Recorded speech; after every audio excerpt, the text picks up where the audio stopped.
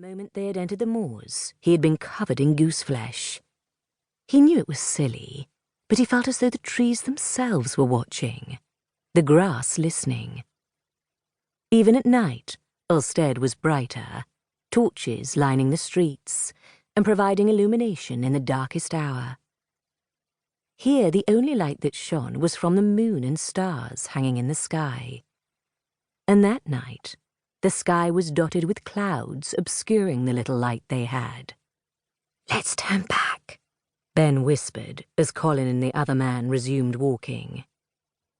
"And lose good money?" the third man, Thomas, said, shaking his bald head. "Not a chance." Ben frowned. He didn't know Thomas.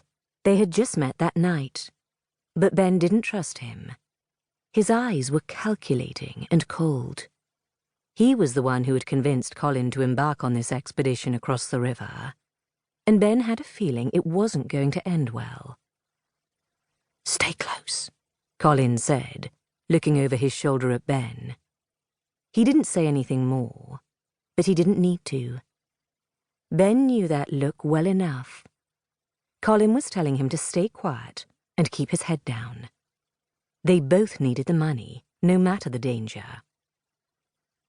Reluctantly, Ben followed the men farther into the woods. Deeper in, the sounds were more muffled, the night even darker. Coming to a stop in front of a tall tree, Colin nodded. "Here we are." He pulled a small axe from his pack and began to hack at the trunk of the tree. The sound surprised Ben, and he flinched. Colin kept swinging until, finally, a huge chunk of bark came free.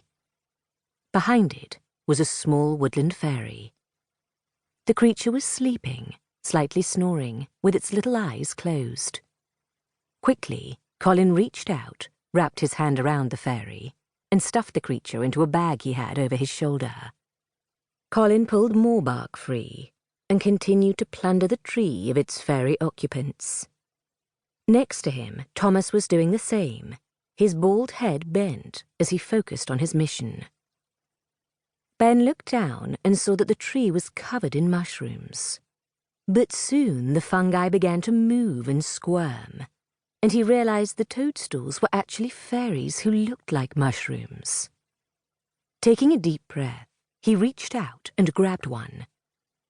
"Ow!" Ben shouted as the mushroom fairy bit him on the finger.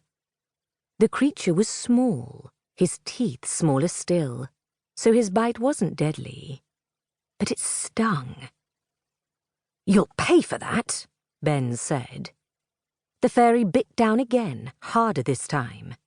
Reflexively, Ben dropped the mushroom fairy, who immediately took off into the woods. Ben followed, exchanging insults with the fairy as they ran. In moments, they had left the thick, muffled stillness of the forest and raced into a clearing. Still shouting insults, Ben plodded into the wide open space. Out there, he was no longer protected by the shadows of the trees. The other two men had disappeared from view, swallowed up by the forest. But Ben didn't care. He was too focused on getting the fairy into the bag. He slowed his steps and came to a stop. Like a predator on the hunt, Ben sank to the ground and quieted his breathing. Then he waited.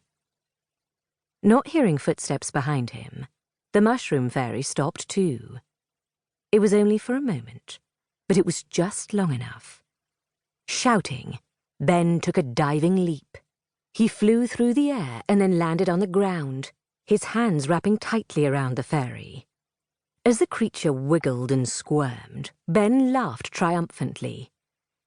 "I'll get double for a mushroom," he said. "In you go." Stuffing the fairy deep into the bag, Ben turned. Only then did he realize he was far from where he had started. He headed back toward the woods. Meanwhile, Colin and Thomas continued to pluck fairies from the tree, oblivious to everything but the task at hand and the visions of money running through their heads. They didn't hear the sound of wings flapping or the gentle rustling of leaves behind them.